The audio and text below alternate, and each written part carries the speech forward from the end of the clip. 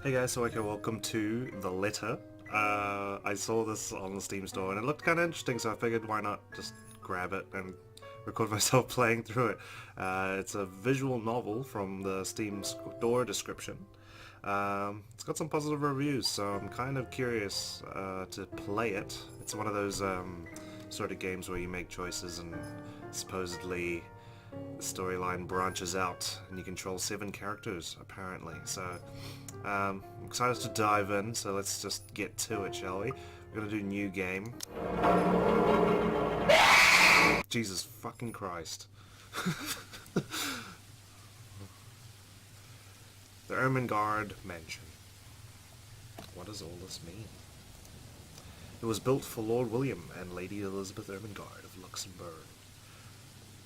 Luxborn, humble ambassadors of peace and beloved by their people.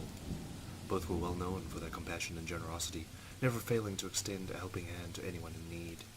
Under their influence and wealth, what was once a small, sleepy village grew to a prosperous and bustling town. However, the seasons of joy eventually ended when the good nobles perished at the hands of a great plague. Their riches and legacy were henceforth passed on to their only child, Lady Charlotte Ermengarde. ...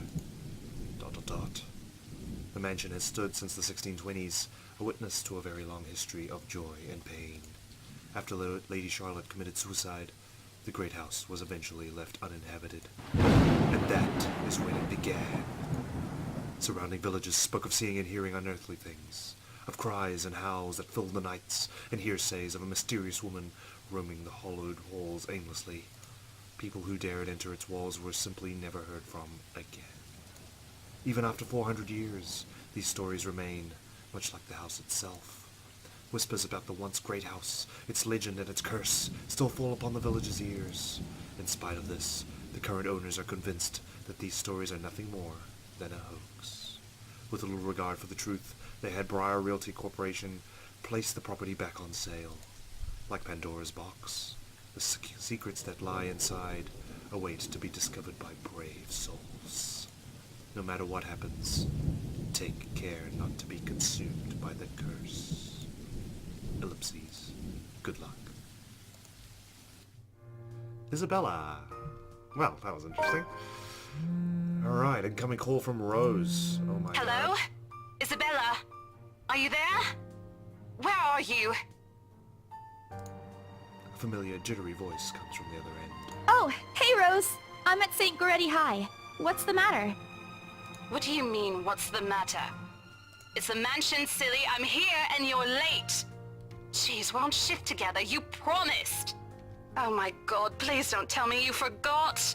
You were planning on leaving me to check this place out on my own, weren't you? You chickened out. Calm down. You know I take my promises seriously. I'd like to believe that. So hurry up and get here. You This got it. place is huge.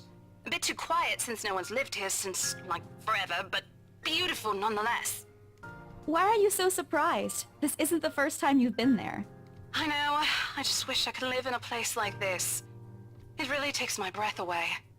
Yeah, well, I wouldn't be so sure about that. Not after the rumors that say it's haunted. Jeez, never mind those rumors. Ghosts aren't real after all. And even if they are, which they are not, they can't do anything. They're nothing but spirits. You don't know that! They might be listening or watching right now, and they might not be happy with you enough to curse you. No offense, sweetie, but that's a bit of a stretch. Believe it or not, it's better to be careful. Right. You know, not every property we sell will end up with a dead body stuffed in a sofa. And I think that mansion is where we'll likely find another one. I can feel it. Another one. Oh my God. That was one time, Isabella! Loosen up! Wait, just get here ASAP, please. I'm getting bored being here on my own. Fine, fine. Let me just finish up here. I'll be right there soon. Okay, see you. Bye. She hangs up before I can respond. Actually, I should speak that in Isabella's voice. I need to get my narrator voice and my character voices separated. Rose, still charming as ever. Who was that? I look up from my phone to see Rebecca. Becca, giving me a questioning look. Oh, that? It's just Rose. Rose? The one you said who trained you for your job back when you started? Everyone's got an English accent. That's cool. You're working together again? Just for this property. We've been scoping out that big mansion down Anselm Village after the renovations. Today's sort of its grand opening to the public. The RC wants to give it one last check before we let potential buyers tour it this afternoon. Oh, wait, mansion? That big spooky one you've been telling everyone about? Didn't you keep saying how it just gave you the creeps? You actually went there? And you're going back? Well, I did promise Rose I wouldn't ditch her. And besides, a job is a job. Gotta do what you gotta do to make a living. As soon as those words left my mouth, Becca lets out a soft chuckle. What's so funny? Nothing. It's just that I didn't expect you to say that. Coming from you, it sounds so out of character. Sorry, it's my voice. I can't do the feminine one. I mean, no offense, but you've been freaking out about the place being creepy ever since you got assigned to it. Cursed rumors and all. I honestly thought you'd back out. Not all the time. I could really use a huge amount of cash right now, and this is just the fastest way to get it. Plus, listen to this. Briar Realty wants it sold as soon as possible, and the agent who lands the deal is going to get a huge bonus. They never give bonuses like that. Getting that would make life so much easier. They're desperate, I'm desperate, it's perfect. A sympathetic look crosses her face. You know, if you're really in urgent need of money, you could have just asked me. Or Ashton. You can give me a big bonus? We can always let you borrow, and you can pay us back whenever. Yeah, see, that's borrowing. That's not the same. I have to keep myself from groaning out loud. Yeah, exactly, my thoughts. In the years I've known her, I can already tell what to expect when she has that expression. Becca! I've noticed that you've been living off instant noodles these past few weeks. I wonder why her thoughts aren't voiced, which is interesting. She crosses her arms and grimaces at the thought. Her voice slightly rises as she begins to scold me. Instantly, I'm reminded why Becca is excellent at her job teaching boisterous teenagers. Stop eating junk! They're cheap, but they're not good for you. You'll definitely end up in the hospital if you keep at it. You know, sports day's coming up. We'll be fine. Yeah. Hey! I eat other things too. Hey, achievement! This or that. I fold my arms across my chest, mimicking her posture and giving her the best frown I can muster. The same one I use with my young siblings when they're being difficult. Instead, she only raises an eyebrow at me. Okay, so we got some new things going on down here. We got the journal. So we got some undiscovered journal entries. Profiles. So here we go. We got Maria Isabella Grace Cruz dos Santos. Birth date May 28. She's a Gemini. Like me. I'm a Gemini. 26 years old. Not quite that age just yet. A state agent. Why is she in the high school? She's Filipino. I'm half Filipino. That's cool. She's like me. The female version. Not really. She likes cinnamon rolls there. That's not me. Dogs, food, police procedural dramas, and teleseries. Comedies, karaoke. And she's Roman Catholic. That's cool. She's the third child among 7, daughter of a laundrywoman and a jeepney driver. She went to a public school and was an average student, but took to art easily. Eventually she pursued a degree in fine arts as encouraged by her father. However, when the man was diagnosed with a terminal illness, she had to stop studying to make money. It was Isabella's aunt who helped her get work overseas in order to earn more money than any local job could get her. Rose Cooper became her mentor as soon as she started as an agent at BRC, Briar Realty Corporation. It's been 5 years since she met her neighbor, Rebecca. She met Ashton during an unfortunate incident involving her first sale at Devlin Court, and later Zachary through him. I wonder if that's the body stuffed in the couch.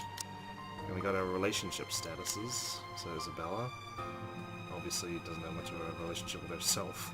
Can't really have that. Rebecca, it's increased. So this is like the defaults. So it's sort of similar to Until Dawn if you've ever seen that or played that. We have relationship statuses with everyone. So she doesn't really like Hannah. She's not really into Luke. She's fond of Zachary. Ashton, Marianne, indifferent, sort of, I guess. Awesome. Okay, she looks ready to get to work. Says she only raises an eyebrow at me. That's not going to work on me. And I saw it when you were cleaning your flat last week. The instant noodle cups outnumber everything else. Sorry. You're just exaggerating. Did you even see what's in my cupboard yet? I'm not just living on instant noodles alone.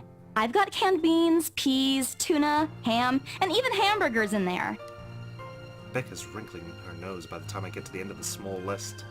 I think she even went a little green on the last one. I would have laughed a little bit at that if I didn't know that it would only lead to more reprimands from her. Aren't those the same ones you won from the grocer's raffle more than a year ago? Oh, I sincerely hope you're checking the date stamps on those things before eating them. I don't want a repeat of last year. In any case, those are still not exactly healthier choices, Belle. She shakes her head, possibly laughing at some funny distant memory. When she looks up, I immediately brace myself. More words from her. Sometimes it's just better to let Becca talk until she runs out of things to say. But when she turns her attention back to me, there's only warmth in her smile. Oh, What am I going to do with you? I'm beyond help, lady. She says this more to herself than me, her voice shifting to something kinder, even motherly, if I'm looking for an exact word. I hope you know that it's impossible not to worry about you when you're like this. You don't have to keep eating the same thing. Well, I need that bonus. I already told you before. You're always free to reheat food in my fridge. You use the microwave to reheat food. Thanks, Becca. I really appreciate it, but you don't need to keep babying me. You've been taking care of me since after I moved here. You have to take a break sometime. And before you ask again, no. You know I'm not a fan of borrowing money. And I'm not going to ask you to give me what you earned hard for yourself. You and your pride. But suit yourself. The offer stays on the table, though. I nod in response, if only to get her to drop the topic. But I'm pretty certain I'll never take that offer. Ever. It has nothing to do with pride. I've simply seen plenty of times how friendships can take a turn for the worse just because of a few unpaid debts. That is true. That is so true. I don't want something like that to happen between me and Becca. We may argue about a lot of small, petty things, but she already feels like a real sister to me. I don't want to lose that friendship over something so trivial. Becca, taking a quick glance at something behind me, probably the clock hanging above the notice board, snaps me out of my thoughts. Well, enough chit-chat. Lunch is ending, and my students will be back any minute. We can catch up later. Good luck with your clients. You better treat us to lunch or something if you get that sale. I'll buy some groceries first, probably. You bet! Oh, yeah, you bet. With a small smile, she returns to her desk and begins sifting through the pages of a rather thick history textbook. She's probably working out her lesson plan for next week. Or trying, at least. Her eyes are distant, and she doesn't seem too attentive to whatever's on the page. As if she heard my thoughts, Becca starts coughing heavily. Her hand hastily goes to her mouth to stifle the sounds. Uh-oh. The plague? Ah, this is precisely why I followed her here in the first place. For someone who makes a habit out of worrying about other people, Becca sure forgets how to take care of herself. Hey, you sure you can manage on your own? I mean, you're still a bit feverish. Hush, dear. Don't you worry about me. I'll just drink some medicine and I'll be right as rain. I level her with a flat look. She has a cold for a couple of days now. Something about the strange weather not agreeing with her lately. And despite my advice to take the week off and rest, I found her apartment empty when I dropped by this morning. She even left the medicine her doctor prescribed to her. Look who's being stubborn now. You shouldn't even be working right now. Seriously, you big baby. I'll be fine. For now, just go to work and stop making that Rose girl wait for you. I'll call you if I still feel bad, and you can come pick me up if it makes you feel any better. She offers me a reassuring smile, and I can only sigh. Why do I even bother? There's no stopping her once she has decided on something. Defeated, I reach inside my bag to pull out the same bottle of medicine she left earlier. She looks at it warily when I place it in front of her. Unfortunately for her, this is one thing I'm not letting her have her way. All right, but don't forget what the doctor said. Drink this on time. I'll see you later, okay? There's an amused gleam in her eyes when she shifts her gaze back to me. Look who's playing the mother hen now. Someone's got to do it. Rebecca! It's a two-way street. Okay. I won't tease anymore. I'll make sure to drink it, Mom. Before I can retort, she casts another look at the clock. I take that as a sign to finally end the conversation and my short visit. With a wave of goodbye, I leave her alone to her classroom and her thoughts. October 21st, Friday, Luxbourne City, afternoon. I hail a passing taxi to take me to the property as soon as I leave the school grounds. Briar Realty Corporation, that's where I work. Zarbuck's Coffee, Sleepy Sheep Inn, libraries, her antiques, Mrs. Files. The mansion is some ways out in the countryside, but I don't have trouble giving the driver directions. Yeah, it's probably just one road. Apparently everyone in Luxbourne City knows of it, including every bit of rumors surrounding the place. Just the mention of its name is enough for the locals to give you cautious sidelong glances. I learned that the hard way the first time I commuted there, and it only boosted my belief that there's something more to the house. Even the news of it being renovated and placed back up on the market has caused quite a stir. Thankfully, it died down a few weeks later. The place would have become a lot harder to sell otherwise. I avert my eyes from the window as soon as the buildings shrink in the distance. We get a glimpse of the countryside soon, although a quick glance at my watch tells me we're still a few minutes away from our destination. Might as well get some work done. Rose did ask me to do some last-minute reviews of the mansion's documents yesterday. I already looked them over last night, but you never know when things may go wrong. Life has a way of messing things up like that. Halfway through reading the papers, my phone rings again. I pick it up without looking, neatly tucking it between my ear and shoulder. It's probably just Rose again anyway. Rose? Guess again. Oh no. That voice. Ash. Bingo. Hey, what's up? Just checking if you're still cool later this evening. You mean that thing with Zach? Yeah, you know the indie movie he's been working on for months? The premiere's going on tonight at a film fest, and he's really excited to watch it with us. He even called in the middle of the night just to remind me. No, don't worry. I didn't forget. I'll be there. Cool, I'll see you later. What time do you get off? Around 6 p.m.? I don't know. It's the first day of the Ermengarde Mansion's open house, and we're expecting quite a number of potential buyers. I'll be booked the whole afternoon. Ermengarde Mansion? You know, the big Jacobean mansion at Anselm Village? I'm on my way there right now, actually. On your own? Yeah, well, Rose is already there, but yeah. I see. Looks like the scaredy cat finally toughened up. Shut up! Ash chuckles from the other end, and I can't help but roll my eyes at him. I'll see you later. Drop me a call when you're done. I'll see if I can pick you up. Thanks, Ashhole. Whatever.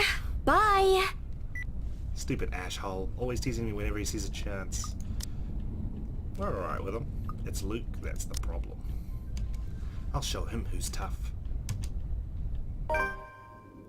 October 21 Friday, still afternoon of course. Journal updated actually. It takes a few more minutes until I finally reach the infamous mansion. Let's check out the journal. What happened? Alright, it's Friday 21st. Before going to the Ermengarde Mansion, Isabella Santos dropped by St. Goretti High School to check on Rebecca Gales. The former reminded the latter to take her flu medicine before leaving. On the way to the mansion, Isabella received a phone call from Ashton Frey, reminding her of Zachary Steele's movie premiere that night. Okay, cool. I have to admit, the entire property does look wonderful from the outside. Beautifully situated in the middle of a vast open field, with several lush green trees dotting the immediate vicinity that converges into small woodlands nearby. Yet, despite all of this, it does nothing to hide that something is just wrong. The surrounding area is unusually silent, and only the rustling of the leaves can be heard as the occasional breeze passes. While Anselm Village is just a few miles away, everyone keeps their distance on purpose. Perhaps out of fear, horrified at the thought of falling under the mansion's curse. Somehow it makes me feel sad. The lack of immediate human presence just makes this place all the more eerie than it has any right to be. If it's uncanny in broad daylight, I can't imagine how this place is going to be at night. You planning to go inside that place, Missy?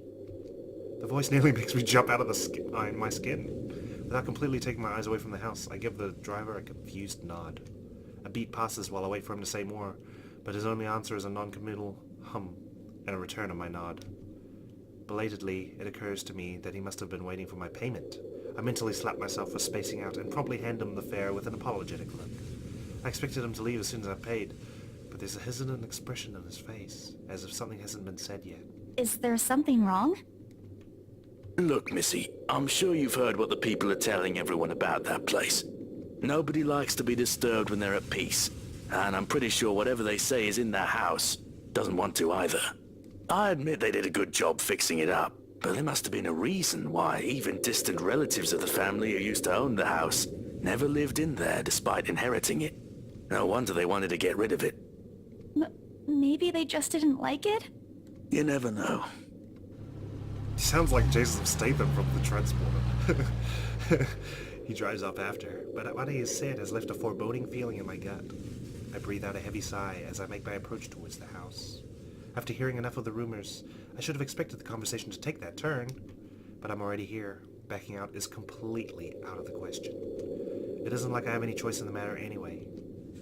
If I want to get that bonus and commission, one way or another, I've got to sell this property. The door is ajar when I get to it, however, and my own copy of the keys dangle in my hand, now useless. Rose must have left it open when she arrived. That's weird. We may be the only people here this early, but I've never known her as someone careless. Mansion foyer. Oh, wow. It's fancy. Entering, what greets me inside leaves me gaping. They've cleaned every corner, waxed the floor, dusted the antiques, searched every nook, cranny, and crevice, and made it spick and span. All for the sake of making the mansion more enticing to the modern-day lords and ladies. But no matter how hard they try, the mansion still looks as soulless as ever. It's a nice window there. As though it's going to eat you alive. If you ask me, they should have just listened to what other people have been telling them and leave this place alone. Some things in this world are better left in peace, never to be disturbed again. Rose? Well, I like the echo. I call out. Rose, I'm here. Where are you? My voice echoes softly throughout the hallways. Dot dot dot. Oh, who am I kidding? In a place this big, I don't think she'll hear me, no matter how deafening the silence is. She could be all the way on the other side of the property for all I know. Quickly, I reach for my phone and dial her number. But... The number you have dialed has not been recognized. Please check and try again. oh no. What do you mean has not been recognized? We were just talking a while ago. It's not like she was eaten by the house, right? Or maybe the ghosts did hear us talking and spirited her away. Right? Right? Dot dot dot. No, Isabella, don't be ridiculous. She probably just wandered deeper into the house and lost signal or something. I dial her number again, hoping to connect this time. The number you have dialed has not been recognized. Please check and try again. I'm actually kind of uneasy right now. But to no avail. Oh boy. I have a very bad feeling about this. Rose? If you can hear me, please come out. Not funny, Rose. Come on, Rose! This isn't funny! Yeah, see? You know this place gives me the creeps. If she's pranking me, I swear to God. No answer. This isn't going to work. This place is big. She can be anywhere. I need to start looking for her. I take a deep breath before venturing deeper into the mansion. Taking a couple of footsteps forward, I notice something move by the hallway above the grand staircase. What the hell? Rose? Rose, is that you? Not funny! I'm leaving you if you don't come out! Not coming out, huh? Fine, I'm going. I'm going, boy. Okay, that is a lie. No, go, leave. She's my friend. I can't really leave until I know she's alright. Growing desperate. Every time that phone comes up, it just scares me. It just pops up. Growing desperate, I make another attempt to reach her number. Come on, please, give me something. Please, Lord. Yes, finally. Hello? Hello? Rose, I'm here at the mansion. Where the hell are you? She doesn't respond. There's also heavy static coming from her side. I sincerely hope it doesn't get cut off again before I can get an answer from her. Rose, come on. Where are you? A few moments pass, until the static eventually starts to quiet down. I'm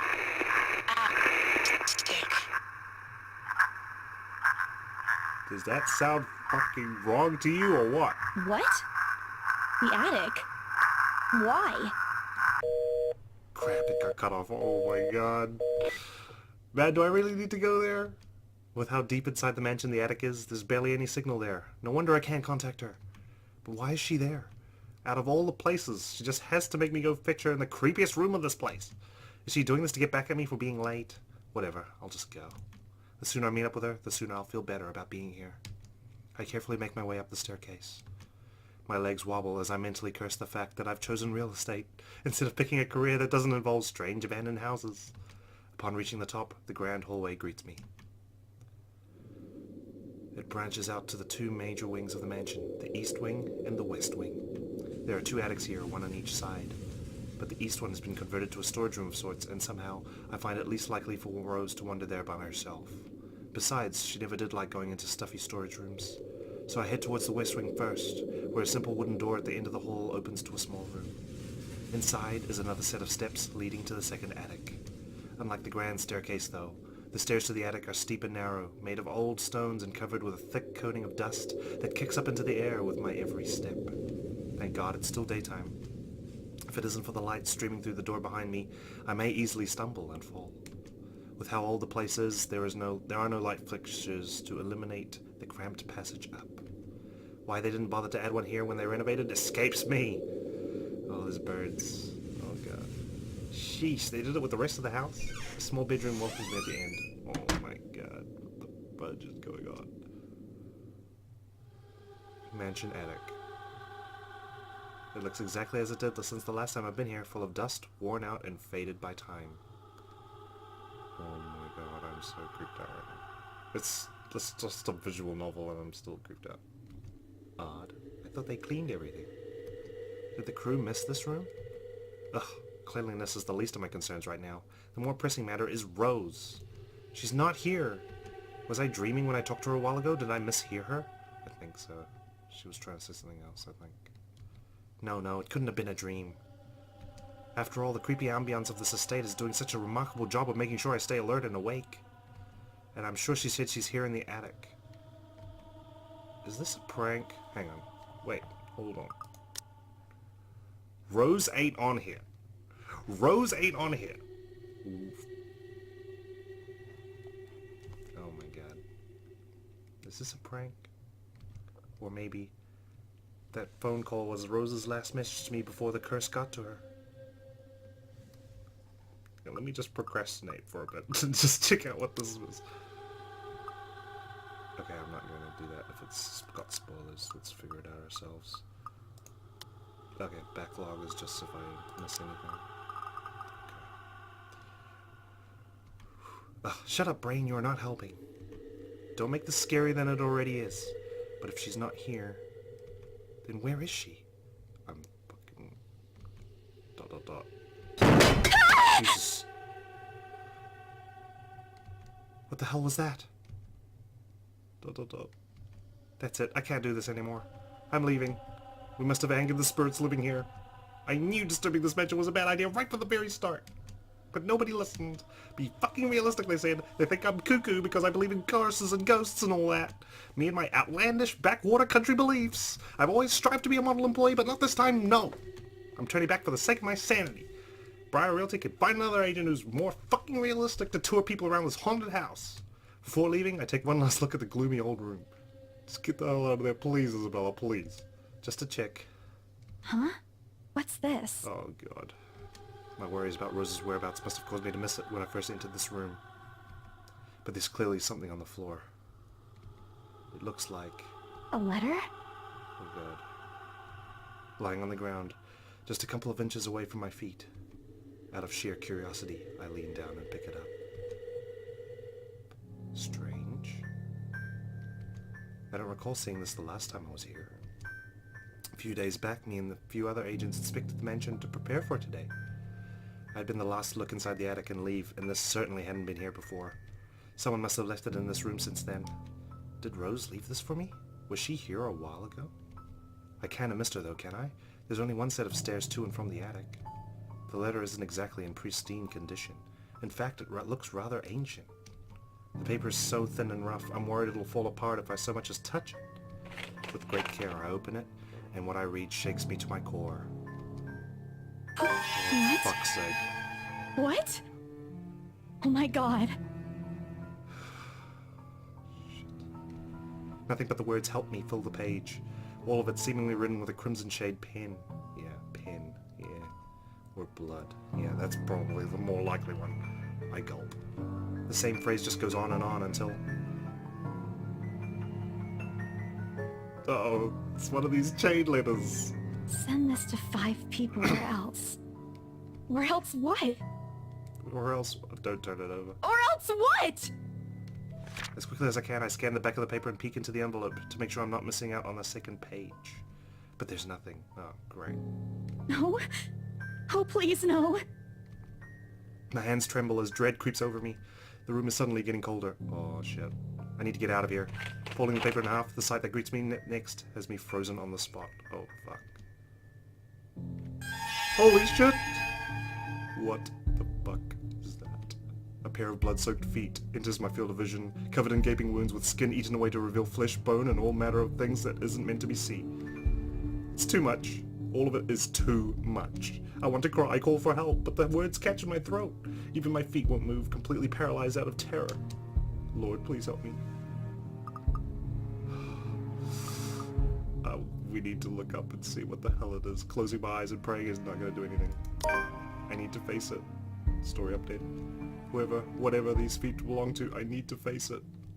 And if I'm going to die, if they're going to kill me, at least I'll know what my killer looks like. A cold comfort. So with a deep breath, I summon every ounce of courage I have left in me and shift my gaze upwards. Holy fucking shit, what the hell is that? Is that Rose? Please, don't hurt me! That's not Rose. No! Holy fuck. Without thinking, I scramble towards the door. I struggle to open it, but I won't budge. Stay away! Go away! Please, Lord! Make it go away! Why now? Why won't it open now? My heart sinks as reality dawns in. I'm locked in. Locked in with that thing. Let me out! Let me out! Lord, please, let me out! It slowly approaches me as I wrench at the door and violently back and forth.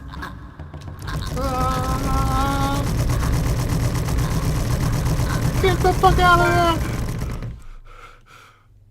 Yes! The door finally swings open and I couldn't have been happier.